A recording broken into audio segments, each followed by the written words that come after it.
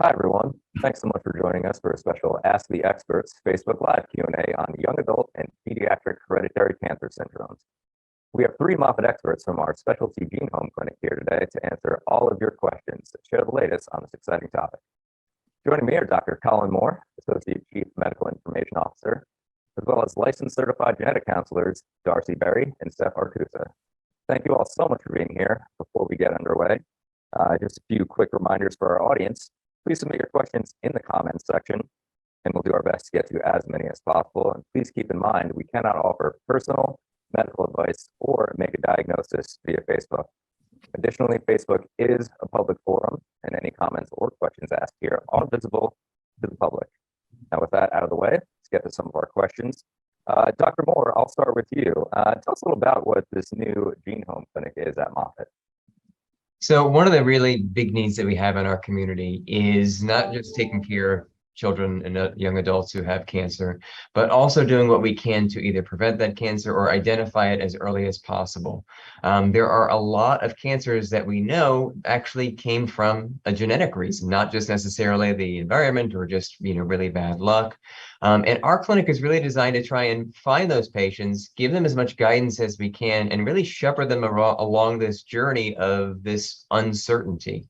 Our clinic helps with being able to identify patients who either have cancer and have a strong family history maybe of cancers, and maybe it might be at risk for having a problem with their genetics that could predispose them to that, or patients who we haven't quite identified yet, but maybe have some signs or symptoms, or maybe have some other family history that we need to tease that history and that little mystery out a little bit more and really help guide them so they know what to worry about, what not to worry about, and then be able to kind of provide that peace of mind to the families that somebody is looking over their overall care. We're able to be there to be able to guide them through their journey.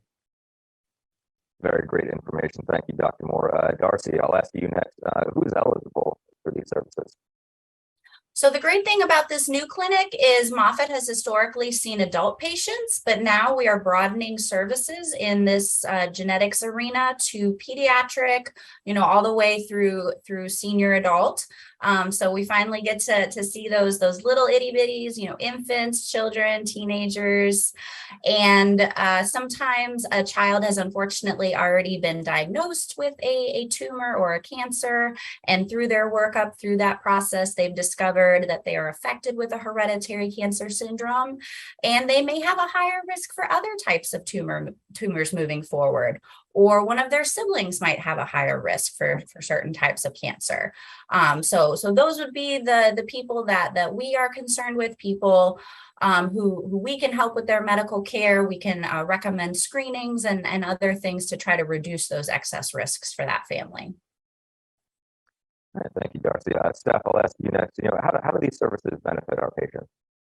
I think that our benefits are enormous, right? I mean, for a lot of these families, this is the first time that they're hearing about this condition. Maybe they have never heard of it before, much less how should they go about managing it, what recommendations there are. And a lot of times these recommendations change over the years. And so we provide a good home base where they have a go-to team that is going to be providing what annual recommendations are available for their condition, what can we do, and if we don't have the screening machines here at Moffitt, where else can they go in the community to get that done? Also, we touch base with these families to see who else in the family should get tested, in case no one has brought that up yet. So it's a home base. It removes the burden from the family to have to do that on their own. We really provide guidance on all of that. If you're just joining us, we have Moffitt's genetic specialist here today answering your questions about young adult and pediatric hereditary cancer syndromes. Be sure to put your questions in the comments section below. And we have a few questions from our audience already coming in. Dr. Moore, I'll give this one to you. Jeanette asks, why is a strong family history of breast cancer not enough for prophylactic? So there's a number of factors that go into the recommendations that come out for whatever the plans may be when there's a genetic predisposition to cancer. We take in not only the family history, but we take in when did the patients actually or their family members develop these particular diseases? Is this something that we would have expected in the general population at that particular age? Is this something that's a somewhat unusual presentation? Are there other cancers or other things that are identified within that? And we rely heavily on the national guidelines that come out with this as well. There's a group called the NCCN that helps provide all of the best research and all of the best data as to if you have a patient at this particular age who has this particular mutation or this particular setup, here's the evidence-based guidelines as to where to go and what to do with it. While we think that we can put our patients in kind of broad categories, what it comes down to is each patient is individual. Their family histories are unique, the way that they may have presented, their families may have presented. So sometimes family history enough isn't alone to push us in one particular direction or not. So we really need to get the full history and the full picture for each patient. Great question, Jeanette. Thanks so much for submitting that. And if you're watching at home, please feel free to put your questions in the chat, and we'll get to as many as possible. Darcy, I'll go back to you. You mentioned earlier, that one of the exciting things is we're starting to treat those pediatric patients. I'm sure some examples of hereditary pediatric cancer.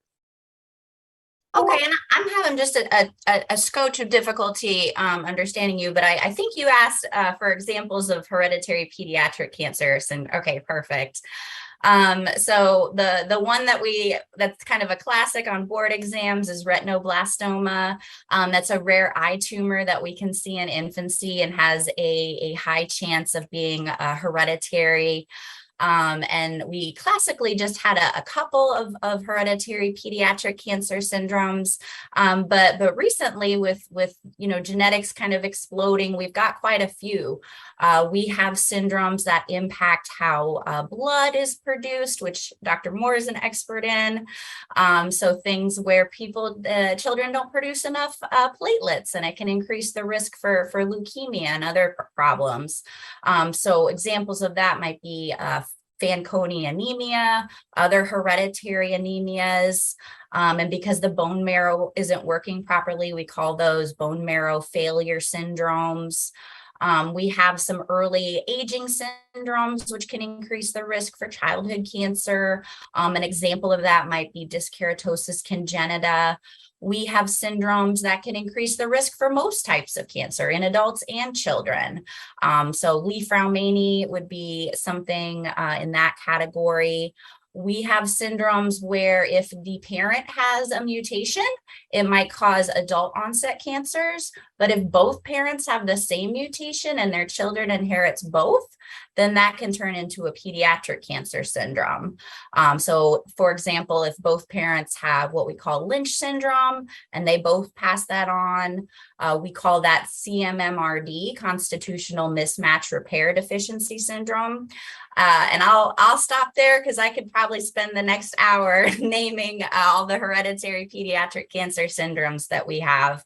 But it's wonderful that we finally have names for these things that people have recognized for so long are happening in their family. They're unusual. They didn't know what to do about it. And now we have a name for it. We have a gene for it. And the majority of the time we have national guidelines that give us really good direction on how to prevent the risk for future health problems. And Darcy brings up a good point about what a strength of our clinic is that oftentimes we are actually seeing the children of patients who are already established here with who they just did not have the resources. There were no areas in the community to be able to have these types of conversations, to be able to see, a genetic counselor with that expertise, to be able to see, a pediatric oncologist with that. With these conditions, with a lot of mutations, sometimes the cancers can present in childhood. Sometimes they don't present until adulthood. So many times we have either the child as our kind of primary patient who comes in as the first, and then that helps us reach out to the other family members. Sometimes we have the parent or the grandparent, and we find that there's other information that we can really gather in and really be able to take that family as a whole and be able to provide them a one-stop source for this information. And I'd love to just jump off of a point there because it's a common misconception. You know, we say to people, well, why didn't you ever think about genetic testing? And they say, well, nobody in my family has any cancer. And that's just a common thing, right? If it's hereditary, I would see some in the family. But there's multiple different reasons why we might not see anything in your family. Maybe you have a very small family. You could have a recessive condition, like I mentioned, where a parent is a carrier, another parent is a carrier. Maybe they don't have a higher risk for something, but they could pass that on to a child. And most of the mutations we see come from mom or dad, but sometimes you're the first one in the family. So you still have a hereditary syndrome. You could still pass that on if you have children down the road. So you know, if you're out there and you have questions like that, that's what we're here for. We're here to field those questions. But just because you're the only one in your family, it doesn't mean that genetics can't be helpful for you. And digging a little deeper into that testing, Steph, I'll ask you, you know, how is genetic testing actually performed? Is this something that is covered by insurance? That's an excellent question. I think one that many people have. Mostly we use blood. I think that's the more common way to do testing.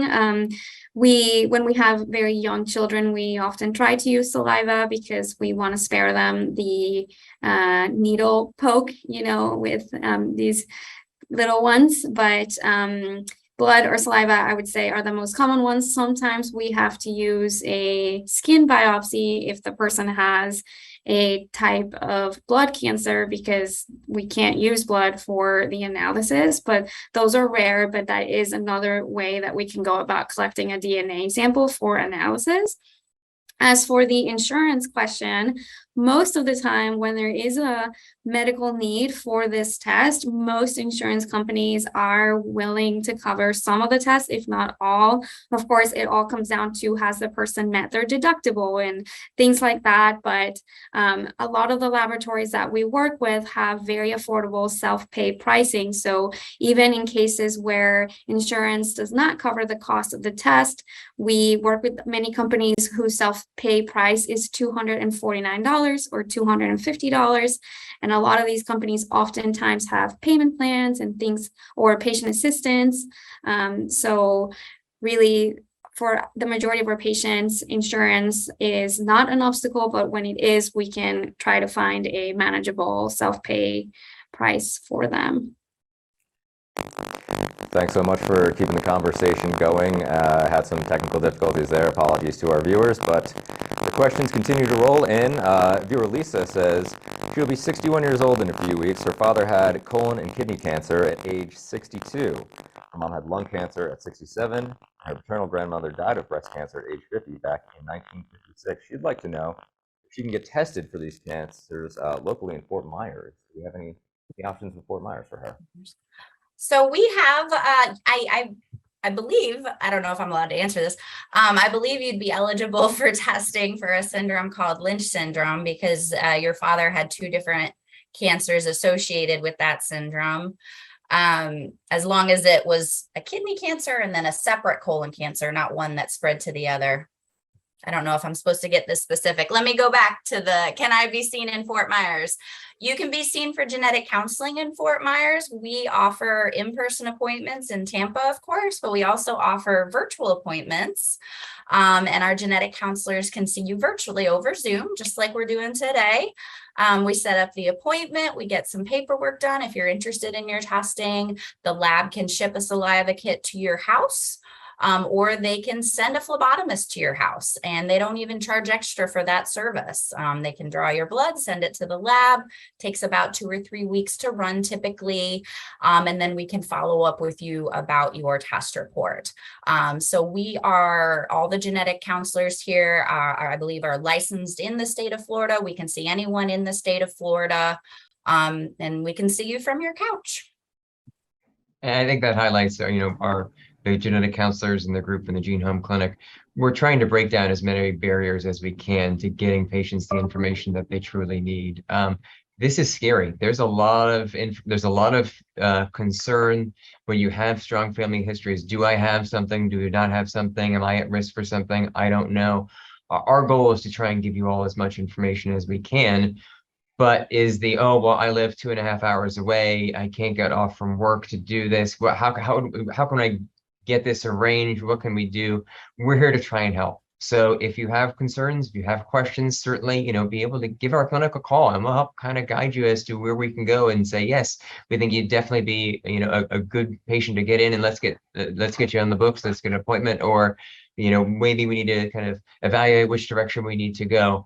But we're here to try and be as helpful as we can and break down as many of those barriers we can to get the patients the information that they need. Thank you both for answering that one. If you're just joining us, we have Moffitt's genetic specialists here today answering your questions on young adult and pediatric hereditary cancer syndrome. So be sure to keep the questions and comments coming in the chat below. Our next one comes from viewer Patty. She asks, if a genetic test shows that I have mutations, how does my health insurance company use this information? We were just talking about that and how it cannot be used for discrimination purposes, right? We're not going to tell your insurance company, hey, Patty tested positive for this. Like, we're not going to do that, right? Maybe they might find out if they do some sort of review. We tell every patient before they test that this is something that will become part of their permanent record. But most citizens are protected by that Genetic Information Non-Discrimination Act, which means that their health insurance can't raise their policy or deny them coverage because of their genetic mutation. And if that person were to change insurance and say, I want to go get another plan, they can't be denied a policy. If they lose their insurance because they were, lost their employment or changed employment, they can't be denied an insurance based on the genetic information that was collected. One of the benefits of having this information too, as far as the testing is concerned, is actually being able to have your health insurance companies cover the cost of whatever screening might be. So if we have the actual mutation identified, we can prove, yes, this is absolutely here. Here's the national guidelines. They're much more willing to be able to cover whatever screening may be, whether it's an annual MRI, whether it's a colonoscopy, whatever. It adds that extra information to make sure that we say, yes, this is absolutely the disease process or the mutation that's going on, and this is the appropriate level of care that we need to go with. I think one benefit of genetic testing overall is that we're showing that, it's more cost effective to screen for a cancer than to have to cover the cost of treating a cancer once a cancer is here. So this information is really useful in exactly that, trying to prevent cancers or detecting them when they're very early and treatment is most successful. So I think we're in a new, at the beginnings of a new wave, where insurance companies are starting to understand, screening is useful and cost effective, and it's just a win-win for everyone involved. There's a lot of these at-home testing kits available. 23andMe, probably the most well-known one. And, how does that differ from the kind of testing that we offer here? So that's a great question. And patients ask us all the time. They say, oh, well, I already did this test and I was negative. I think it was ACMG, American College of Medical Genetics, did a study, and they said, what happens if you send your DNA to a direct-to-consumer lab? And sometimes people will get their raw data from that and send it to a different company to have it sequenced for more genes. And they will come back with some sort of hereditary cancer syndrome. And the American College of Medical Genetics said, well, how often are these test reports correct? How often does this person really have this syndrome? And it came back that it was correct about 40% of the time, which to me kind of sounds like a flip of a coin. And what we think of these services as are kind of recreational genetic testing services. I've had patients who are adopted, or they found out that their father is not their biological father, and they're trying to connect with their biological family and figure out who those people are. I think for some of those people, their expectations have been met with regards to doing direct-to-consumer testing.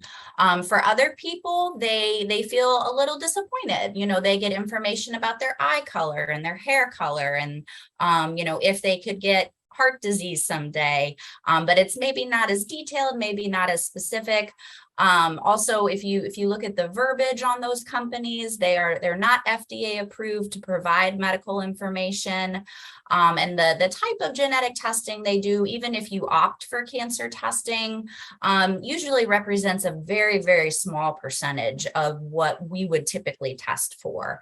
So they may test for 2 or 3 specific mutations, especially a few that are seen commonly in the Ashkenazi Jewish community. But if you are not Ashkenazi Jewish, that test may not be helpful for you, or maybe there's a different type of cancer running in your family that's a different syndrome, that's a different gene. So if you'd like to learn more about your hereditary cancer risk, I would not use that as a reliable testing option. And that brings up an interesting point, Darcy. Oftentimes we see some patients who they had a family member who got tested 15 years ago for something, and oh, they tested it was negative, so we should be totally fine, right? Well, we're learning more and more information, by the day as far as what mutations, put patients at risk for a particular disease. So sometimes we have patients who already have existing genetic testing, and maybe that testing that was done was a little too narrow, and we need to broaden it a little bit to maybe actually find something. Sometimes we have something that they only tested for one thing and it was positive, but that doesn't mean that that's the only thing that could be there. Maybe that it, answers a part of the question of the total clinical picture for the patient, but maybe there's something else going on as well. And leveraging the expertise of our genetic counseling team is really helpful in that, to really be able to tease, kind of through those mysteries. Getting some more great questions from our audience. Lisa asks, she said she'd like to have a Zoom call with our genetic counselors. Is this possible, and how can she get set up with that? Yes, it is absolutely possible to do that. Like Darcy had mentioned previously, anybody can say, I want a genetic counseling appointment, and call Moffitt and say, I want a genetic counseling appointment, and get registered. They do not need a referral from their primary care to be able to do this. So you would have to call the new patient registration line and say exactly what you just said. You want a Zoom appointment with a genetic counselor, and they will ask you certain information like your insurance information and your name, date of birth, all of that, and they will give you a medical record number, and then they will be able to register you for a Zoom appointment with one of our 9 genetic counselors. And that will be it. So very straightforward process for anyone. You don't have to have cancer yourself or an enormous family history of cancer to request this service if that's something that you are interested in doing. And we've actually got a second one from Lisa. She asks, what are your thoughts on Galleri early cancer detection test? I hope I'm pronouncing that right. So I just recently had someone ask about that this week. It's not something that we would do in our department. For those of you who are not aware of that test, it's a test that they market to people saying that you can do a blood test to try to detect 50 types of cancer if you have them presently. That is not what we do. We do genetic testing to learn, is someone at a higher chance for a cancer in their lifetime, but not, do they currently have cancer right now? And that is the extent of what I know about this test. I'm not sure if it's clinically validated or if it's paid by insurance, or what are the benefits of that test and limitations. That would be out of my scope. And a lot of the tests, I mean, there's many different types of tests that are out there, but a lot of them are designed for patients who are at low risk for developing these conditions. So patients who we see in our clinic who have the genetic predisposition to developing that particular type of cancer, they're at higher risk. So those kind of testing wouldn't even be recommended for patients who are kind of fitting into our clinic as well. But always something to make sure you're discussing with your physicians. We've got another viewer question here, wondering, have we identified all possible genetic mutations? No. I see everyone shaking their heads now. Oh. Far from Darcy, it. I'll let you start. I think that's another way where we can help, right? Because some families, we see them and maybe everyone has kidney cancer, or everyone has melanoma. And it's very frustrating because there's something going on in that family. You don't need to go to school for that. That's just very obvious. And we do all the testing currently available and everything comes up negative. So at least in that situation, we can provide appropriate screening recommendations for other family members to say, okay, we know this is going on. These are things that family members should be doing to screen for that type of cancer. We have about 23,000 genes. We perhaps know what about 5,000 of them do. And we haven't really even gotten into how they interact with one another. So we've gotten what we call the low-hanging fruit, the things that are the easiest to find. But that's one of the exciting things about the field. We find new things every day. The test continues to improve. We keep describing new syndromes and coming up with new ways to reduce cancer risk. But we know anybody who tells you that this is a perfect test, we don't have that yet. That doesn't exist, unfortunately. And sometimes we get results back where I can identify a mutation, but we don't quite know whether or not it's increasing risks for cancer or not. There may be some other information. Steph, do you want to maybe talk a little bit about what a variant of uncertain significance is in our testing results? Yeah, I think that is a great point. And I was going to mention, our interpretation of genetics varies over time. It's not like we have a book that has all the answers. We have to decide as a community, how does this change in the gene impact the structure of the gene or the job of that gene? And these cancer genes that we're talking about, most of their job is to protect you from cancer. So a lot of them, if there's a tumor, they're supposed to suppress it. They're called tumor suppressor genes. So if we find a genetic change in that gene, oftentimes we don't know, is that change harmful? Is it causing the gene not to work, or is that change normal part of human variation? Because you guys have to think that we all have about the same genes. They're just slightly different to one another, and that's why we all look different from one another. And the cancer genes aren't the same, right? They can all be slightly different and still work, or sometimes they can have a genetic change that is a mutation and it's causing it not to work. So in genetics, we have that third category of result that Dr. Moore mentioned. It's called a variant of uncertain significance. And it's when that happens, when we sequence somebody's DNA or a certain gene, and we find a change in the sequence that maybe we haven't seen before, or maybe we've seen in very few people worldwide. And so we just don't have enough data to definitively say, how does this sequence change affect the gene? Is it harming it, or is it normal part of human variation? And that interpretation will change over time as we gather more data and we see it in more people. Eventually, we'll get to a point where we can say that change is normal and it doesn't increase risk for cancer, or that change is harmful and it can increase the risk for cancer. So back to what Darcy had said, we still have much to learn. And I think that, if somebody has had negative genetic testing, 10 years ago or something, you're more than welcome to check in again and see how far our technology has come and if you are eligible for updated testing.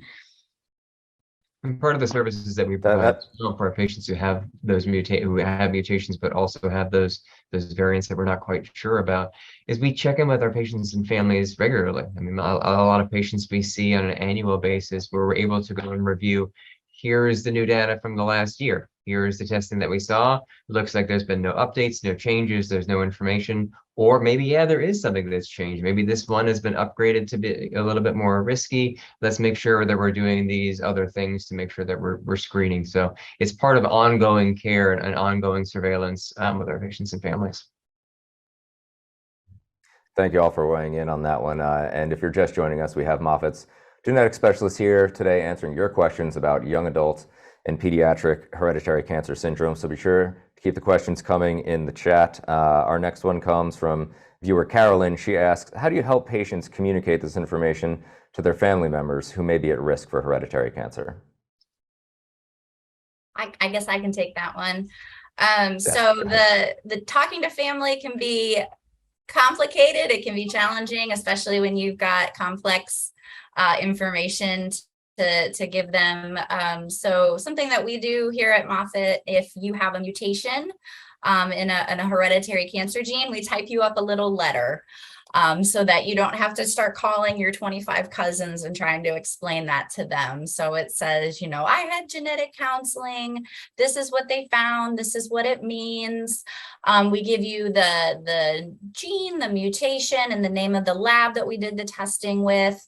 And many of the labs that we use, if we find a mutation in a relative, they'll test all their family members for free for a certain period of time. One lab is currently giving us 90 days to test family members. Another lab is giving us 150 days. And so they can just send out this letter, or they can take a picture and tweet it, or Facebook or email, what have you.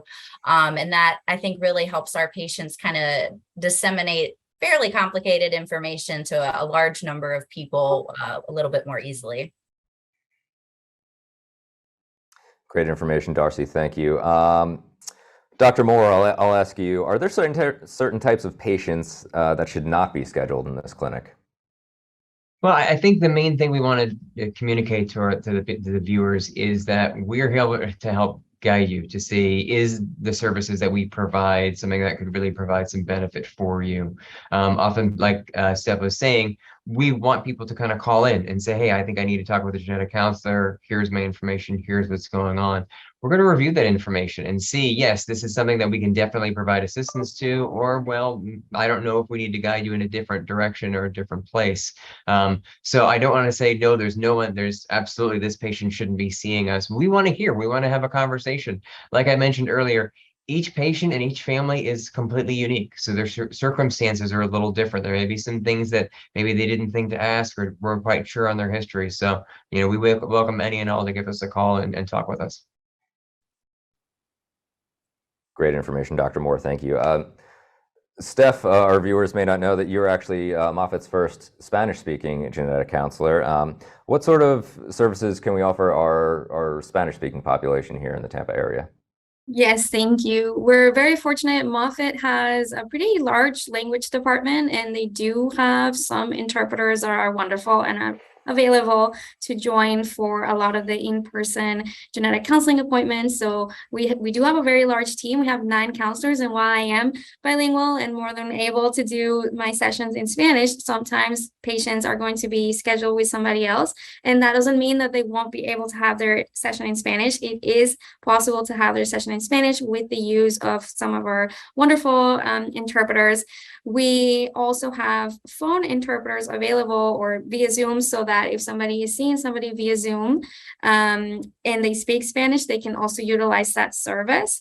And then lastly, if they would prefer, they're more than welcome to have their appointment with me, and we can do the session in Spanish entirely. And I think some patients have really benefited from being able to do that. That's great to hear. Thanks, Steph. Darcy, I'll ask this next one to you. Another Facebook viewer asks, if genetic testing shows I have the mutation, aside from staying on top of screenings, are there preventative treatments available to help reduce my risk of developing cancer?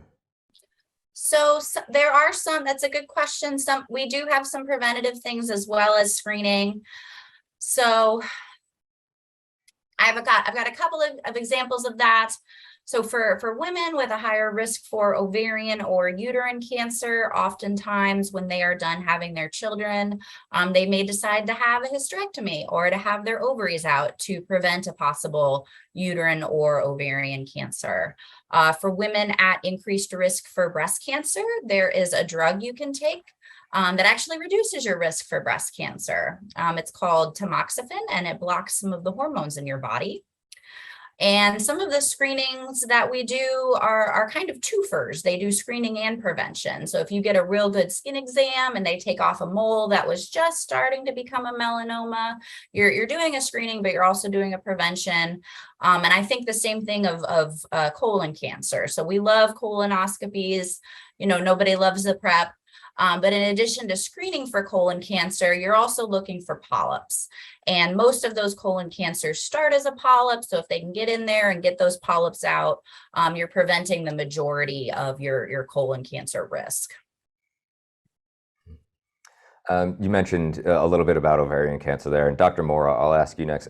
Are these cancer genes, are they gender specific? For example, could a man carry one of these genes or syndromes that would cause risk for ovarian cancer, or maybe a woman carries something that would put her at risk for something like a prostate or a testicular cancer? Sure. I mean, the truth is that all of these genes can be passed on from generation to generation to generation. Oftentimes we find things that maybe we identified in a male, but we're actually more concerned about that person's daughters developing something, because it is something that could be passed on that could put them at increased risk for ovarian cancer, breast cancer, something like that. And the reverse is true as well, where we have some males that we've identified with genes that are predominantly identified with breast cancer, but it puts them at increased risk for developing other cancers. So it's something we can keep a very close eye on, and anybody who's at risk, we want to make sure we get in contact with. Okay, That's and just it a looks great like question, because a lot of women, they say, or even their doctors will tell them, they'll say, oh, 3 of my dad's sisters had breast cancer. And they'll say, well, that's not important because it's coming from dad's side of the family. You still get half your DNA from dad. So either way, so definitely both sides of the family tree are important. And we do have another viewer question here. Tanya asks, or she says, many doctors are not familiar or have never even heard of some of these syndromes that we've been discussing today. Should she look for an oncologist or a doctor that specializes in Lynch syndrome? Steph, I'll let you answer that one. I'm not sure in Tanya's case if this was the previous viewer who had, Darcy mentioned that perhaps that she qualified for Lynch syndrome testing, but certainly we would encourage individuals to find providers that they feel comfortable with. And if you are interested in speaking to somebody who is familiar with Lynch syndrome, we would encourage you to do that. I don't, a lot of doctors have not heard of that before. That is correct. But I think that you don't necessarily need to speak to a doctor if you want to have genetic testing for that condition. Like maybe you can have the Zoom appointment to see, is that something that we would even be concerned about for you before you try to find an oncologist that is an expert on that, if that's not something that we would be concerned for your case. And I think one of the things that our team does as well is not only do we help give information to the patients and families, but we also help enable the physicians that they're taking care of as well. Oftentimes the screening that we're doing, it's not something that has to be done absolutely here in Tampa. It's something that could be done locally. We work closely with them. We give detailed notes on the screening recommendations, why we're doing those recommendations. If you already have a GI doctor, for example, that you're very well established with and you've been seeing them for 15 years, well, if they're not necessarily an expert on Lynch syndrome, we can help provide that guidance. And there's clinics certainly here at Moffitt that can help provide that guidance. So we work closely in concert with the existing medical teams that are there. That's great to know. We do have time for one more question. Viewer Sarah asks, how can you tell if your sibling's colon cancer is potentially hereditary and whether or not you're at risk? Darcy, I'll let you start off with that one. Yes, so about 10% of colon cancer is hereditary. And there's different kind of red flags that we look for. One of those red flags is age. We don't expect to see colon cancers prior to 45 or 50. So if it's at a younger age, that makes us a little bit think that it possibly could be hereditary. Like I mentioned before, colon polyps are associated with colon cancer. So if you have an unusual number of polyps, which we would think of as anything more than 20, certainly would be a lot of polyps. Or if you have lots of other cancers in the family, some of these cancers go together in syndromes, and they're things that you wouldn't think go together. I saw a gentleman in Macon, and he was sent to me because of a skin cancer, and we did testing, and I said, you have a higher risk for colon cancer. So he went and got his first colonoscopy, and they found it at a stage 1. They took it out, and he went back to work, and he was thrilled that otherwise, if he hadn't had the skin cancer, we wouldn't have known to look for the colon cancer. But if you guys are thinking about a possible hereditary predisposition in the family, ideally, we would love to do testing in the person who has the cancer. So that's definitely where we're going to get the most information. We can, test you and other relatives, but you're only going to share a percentage of DNA with that person. So we're always most likely to find the mutation in the person with the cancer. And if we find it in them, then we know what to look for in the rest of the family. So you could discuss, with your brother, thinking about genetic testing. All right, and that's all we have time for today. So many great questions from our audience. Thank you so much to our panelists for taking the time to answer all of those. Thank you to everyone in the audience for joining us today. For more information on our pediatric and young adult gene home clinic, please visit our website, moffitt.org.